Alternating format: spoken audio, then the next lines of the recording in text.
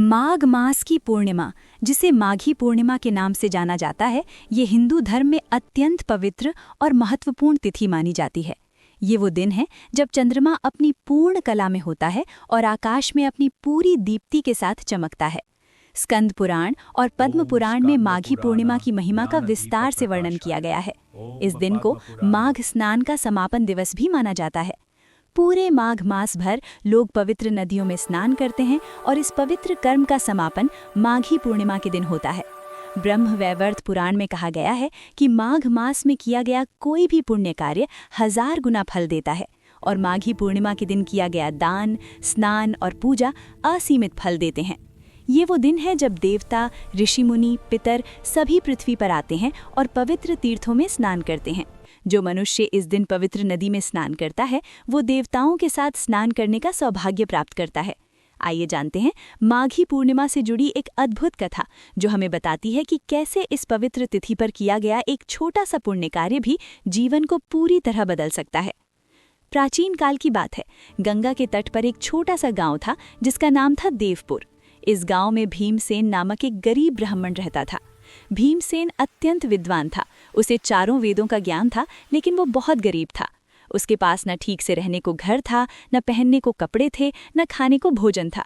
उसकी पत्नी का नाम था सुलोचना, जो अत्यंत पतिव्रता और धर्मपरायण थीं। उनके 2 छोटे बच्चे थे जो भूख से रोते रहते थे।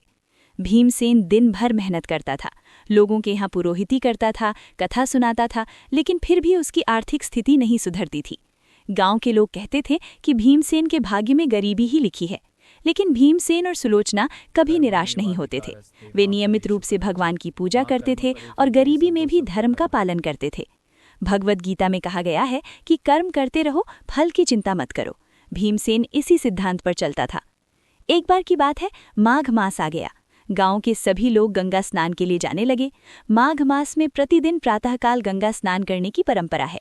भीमसेन भी अपनी पत्नी और बच्चों के साथ गंगा स्नान करने जाना चाहता था, लेकिन उसकी आर्थिक स्थिति इतनी खराब थी कि उसके पास यात्रा करने के लिए पैसे नहीं थे। सुलोचना ने कहा, चिंता मत करो, हम पैदल ही चलेंगे। गंगा तट बहुत दूर नहीं है, थोड़ी मेहनत से हम पहुंच जाएंगे। भीमसेन ने सोचा कि अगर हम पूरे माघ गंगा स्नान नहीं कर सकते तो कम से कम माघी पूर्णिमा के दिन तो गंगा स्नान अवश्य करेंगे। माघी पूर्णिमा का दिन सबसे पवित्र है और इस दिन के स्नान का फल पूरे माह के स्नान के बराबर होता है। स्कंद पुराण में कहा गया है कि जो मनुष्य माघी पूर्णिमा के दिन गंगा में स्नान करता है और दान करता है, उसे अश्वमेध यज्ञ का फल मिलता है। भीमसेन ने निश्चय किया कि वो चाहे कुछ भी हो जाए, माघी पूर्णिमा के दिन अवश्य गंगा स्नान करेगा।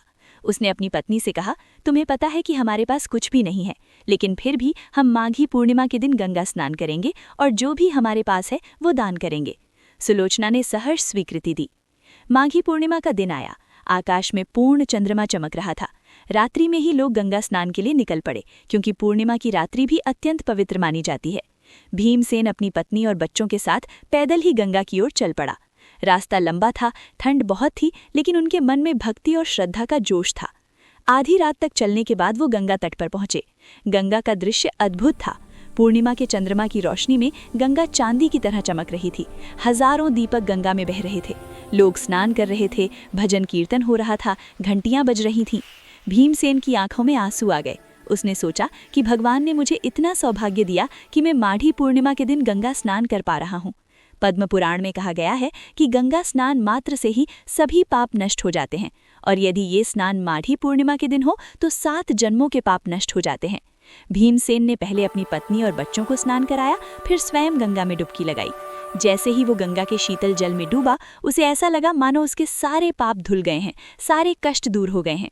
स्नान के बाद भीमसेन ने सोचा कि अब दान करना चाहिए, लेकिन दान करे तो क्या करे, उसके पास तो कुछ भी नहीं था। उसकी पत्नी ने अपनी एकमात्र कांच की चूड़ियां निकाली और कहा, इन्हें दान कर दो। भीमसेन ने कहा, नहीं, ये तुम्हारा सुहाग चिन्ह है, इन्हें कैसे दान करूं? लेकिन सुलोचना ने कहा, चूड़ियां तो फिर मिल जाएंगी, लेकिन माघी पूर्णिमा का दान फिर कहाँ मिलेगा? भीमसेन की आंखों में आंसू आ गए। उसने अपनी पत्नी की चूड़ियां ली और एक गरीब भिखारी को दान कर दी।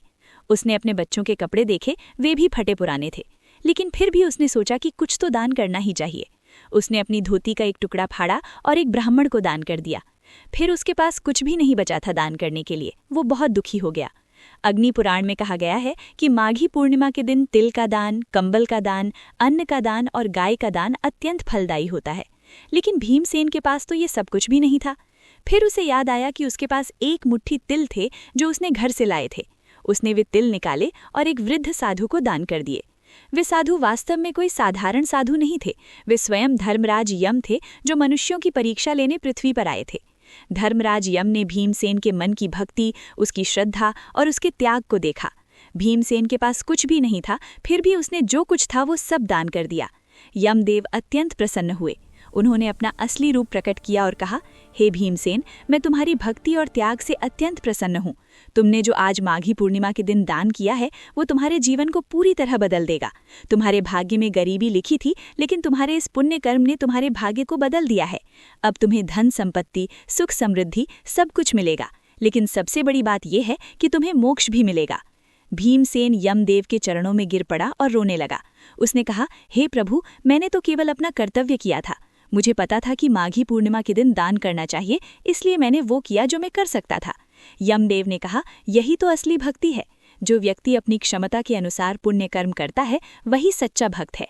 तुमने कांच की चूड़ियां दान की, लेकिन तुम्हारी श्रद्धा सोने से भी अधिक कीमती थी। तुमने धोती का टुकड़ा दान किया, लेकिन तुम्हारा त्याग राज्य दान करने से भी बड़ा था। तुमने एक मुट्ठी तिल दान किए, लेकिन तुम्हारी भक्ति हजारों गायों के दान से भी अधिक फलदायी थी। यमदेव ने भीमसेन को आशीर्वाद दिया और अंतर्ध्यान हो गए। भीमसेन और उसकी पत्नी अत्यंत प्रसन्न हुए। वे गंगा स्नान करके, पूजा करके और प्रसाद ग्रहण करके वापस अपने गांव की ओर चल पड़े।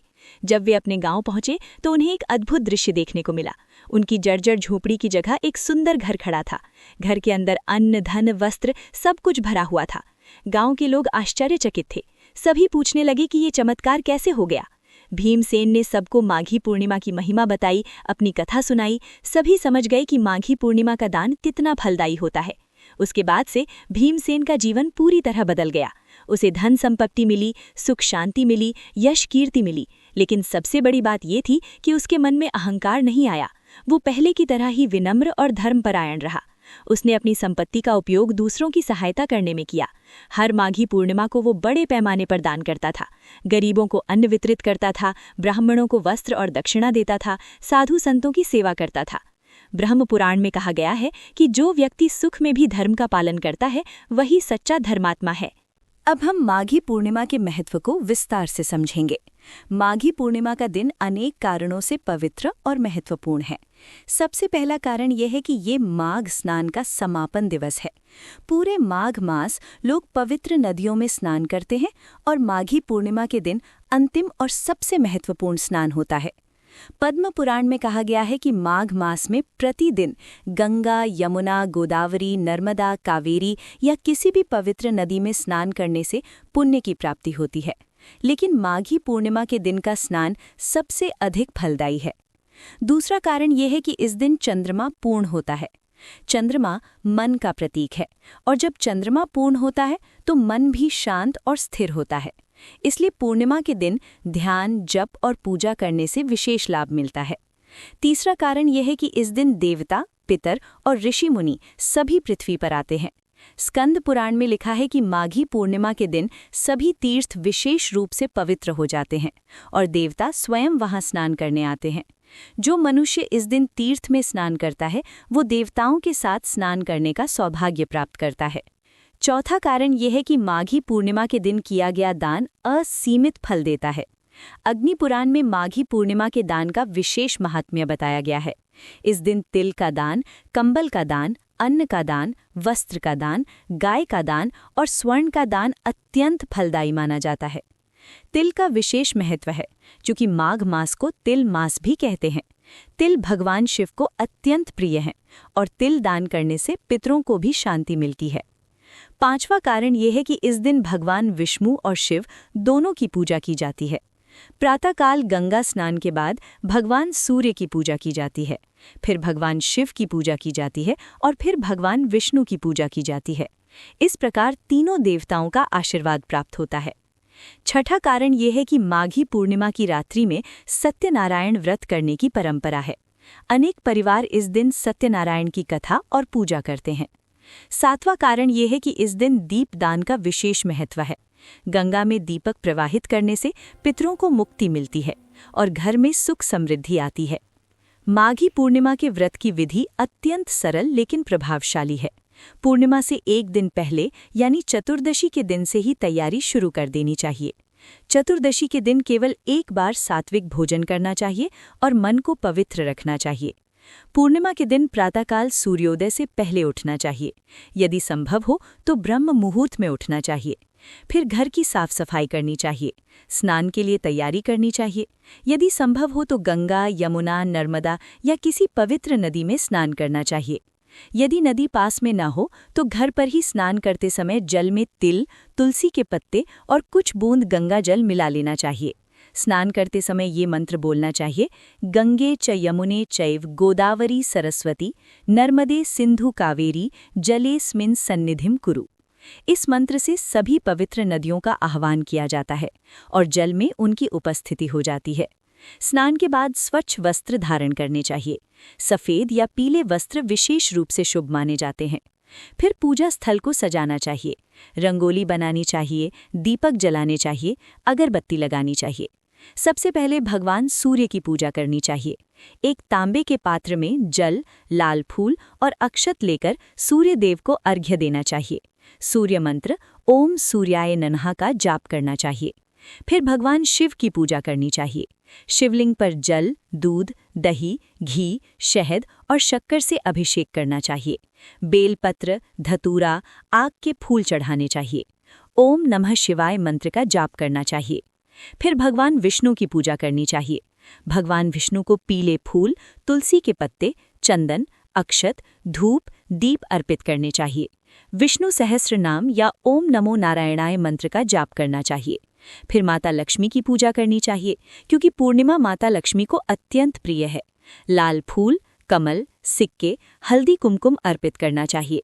ओम श्रीम ह्रीम श्रीम कमले कमलालये प्रसीद प्रसीद ओम श्रीम ह्रीम श्रीम महालक्ष्म्याई नमः, ये लक्ष्मी मंत्र है। फिर चंद्रमा की पूजा करनी चाहिए। रात्रि में जब चंद्रमा निकलें तो उन्हें अर्घ्य देना चाहिए। सफ़ेद फूल, चावल और दूध से चंद्रमा की पूजा की जाती है। ओम चंद्राय नमः मंत्र का जाप करना चाहिए। व्रत के दिन उपवास रखा जा सकता है। कुछ लोग निर्जला उपवास रखते हैं, कुछ फलाहार करते हैं। ये व्यक्ति की इच्छा और क्षमता पर निर्भर करता है, लेकिन जो भी व्रत रखें पूरी श्रद्धा से रखना चाहिए। व्रत के दिन सत्य बोलना चाहिए, क्रोध से बचना चाहिए, किसी की निंदा नहीं करनी चाहिए और मन को पवित्र रखना चाहिए। दिन भर भगवान का नाम जपना चाहिए, भजन कीर्तन करना चाहिए। यदि संभव हो तो किसी मंदिर में जाना चाहिए या सत्संग में शामिल होना चाहिए। रात्रि में चंद्रमा को अर्घ्य देने के बाद पारणा किया जा सकता है। पहले भगवान को भोग लगाना चाहिए, फिर ब्राह्मणों को भोजन कराना चाहिए और उसके बाद ही स्वयं भोजन करना चाहिए। माघी पूर्णिमा के दिन दान का विशेष महत्व है। जो भी संभव हो वो दान करना चाहिए। तिल का दान सबसे महत्वपूर्ण है। तिल के लड्डू, तिल की बर्फी या तिल का तेल दान किया जा सकता है। कंबल का दान भी अत्यंत फलदायी है, क्योंकि माघ मास में ठंड बहुत होती है और कंबल दान करने से गरीबों को राहत मिलती है। अन्न का दान, वस्त्र का दान, दक्षिणा का दान, गाय का दान, जो भी संभव हो वो करना चाहिए। माघी पूर्णिमा के दिन दीप दान का विशेष महत्व है। इस दिन गंगा या किसी नदी में दीपक प्रवाहित करने की परंपरा है। दीपक में तेल या घी डालना चाहिए, बत्ती लगानी चाहिए और फिर उसे प्रवाहित करना चाहिए। दीपक प्रवाहित करते समय ये प्रार्थना करनी चाहिए, हे पितरों, ये दीपक आपकी शांति के लिए है, आप सभी को मोक्ष मिले। दीपदान से पितरों को शांति मिलती है और उनका आशीर्वाद प्राप्त होता है। पद्म पुराण में कहा गया है कि माघी पूर्णिमा के दिन दीपदान करने से 7 पीढ़ियों के पितर तृप्त होते हैं। घर में भी दीपक जलाने चाहिए। मुख्य द्वार पर, पूजा घर में तुलसी के पौधे के पास दीपक जलाने चाहिए। दीपक का प्रकाश अज्ञान के अंधकार को दूर करता है और ज्ञान का प्रकाश फैलाता है। माघी पूर्णिमा की रात्रि में चंद्रमा की विशेष पूजा की जाती है। चंद्रमा देव मन के देवता हैं। जब चंद्रमा प्रसन्न होते हैं तो मन शांत होता है, विचार स्पष्ट होते हैं और जीवन में स्थिरता आती है। चंद्रमा को अर्घ्य देते समय सफ़ेद फूल, चावल और दूध का उपयोग करना चाहिए। चंद्रमा मंत्र का जाप करना चाहिए। कुछ लोग चंद्रमा को देखकर व्रत खोलते हैं तो कुछ लोग चंद्रमा को अर्घ्य देकर व्रत खोलते हैं। माघी पूर्णिमा के अनेक लाभ हैं। सबसे पहला लाभ है कि सभी पापों का नाश हो जाता है। माघ मास के स्नान और माघी पूर्णिमा के व्रत से जन्म जन्मांतर के पाप नष्ट हो जाते हैं। दूसरा लाभ है कि पितरों को शांति मिलती है। माघी पूर्णिमा के दिन किया गया तर्पण, दान और दीपदान पितरों को तृप्त करता है और वे अपने वंशजों को आशीर्वाद देते हैं। तीसरा लाभ है कि धन संपत्ति की प्राप्ति होती है। माता लक्ष्मी पूर्णिमा के दिन विशेष रूप से प्रसन्न होती हैं और उनकी कृपा से घर में समृद्धि आती है। चौथा लाभ है कि मन की शांति मिलती है। चंद्रमा की पूजा से मन स्थिर होता है और मानसिक तनाव दूर होता है। पांचवा लाभ है कि संतान सुख प्राप्त होता है। जिन्हें संतान नहीं हो रही वो माघी पूर्णिमा का व्रत करे तो निश्चित रूप से संतान की प्राप्ति होती है। छठा लाभ है कि विवाह में आ रही बाधाएं दूर होती हैं। सातवां लाभ है कि स्वास्थ्य में सुधार होता है। आठवां लाभ है कि शत्रुओं से रक्षा होती है। नवां लाभ है कि मोक्ष का मार्ग प्रशस्त होता है। 10वां लाभ है कि जीवन में सुख, शांति और समृद्धि आती है। माघी पूर्णिमा के दिन कुछ विशेष स्थानों पर मेला लगता है। प्रयागराज में गंगा यमुना सरस्वती के संगम पर विशाल मेला लगता है, जहां लाखों श्रद्धालु स्नान करने आते हैं। हरिद्वार में गंगा के घाटों पर भव्य आयोजन होता है। वाराणसी में गंगा आरती का दृश्य अत्यंत मनमोहक होता है। नासिक में गोदावरी नदी के तट पर, उज्जैन में शिप्रा नदी के तट पर भी विशेष आयोजन होते हैं। इन सभी स्थानों पर माघी पूर्णिमा के दिन विशेष पूजा अर्चना होती है। ब्रह्म वैवर्त पुराण में कहा गया है कि तीर्थों में स्नान करने से मनुष्य पवित्र हो जाता है और उसकी आत्मा शुद्ध हो जाती है। माघी पूर्णिमा के दिन तीर्थ विशेष रूप से पवित्र हो जाते हैं, इसलिए इस दिन तीर्थ यात्रा का विशेष महत्व है। लेकिन यदि तीर्थ यात्रा संभव न हो तो घर पर ही पूजा करने से भी पूर्ण फल मिलता है। भगवद गीता में कहा गया है कि भगवान भक्ति को देखते हैं, दिखावे को नहीं। जो व्यक्ति सच्चे मन से घर पर भी पूजा करता है वो भगवान को उतना ही प्रिय है जितना कि तीर्थ जाकर पूजा करने वाला। माघी पूर्णिमा के दिन कुछ विशेष मंत्रों का जाप करना चाहिए। सबसे पहला मंत्र है गायत्री मंत्र, ओम भूर्भुवः स्वः तत्सवितुर्वरेण्यं भर्गो देवस्य धीमहि धियो यो नः प्रचोदयात्। ये सबसे शक्तिशाली मंत्र है।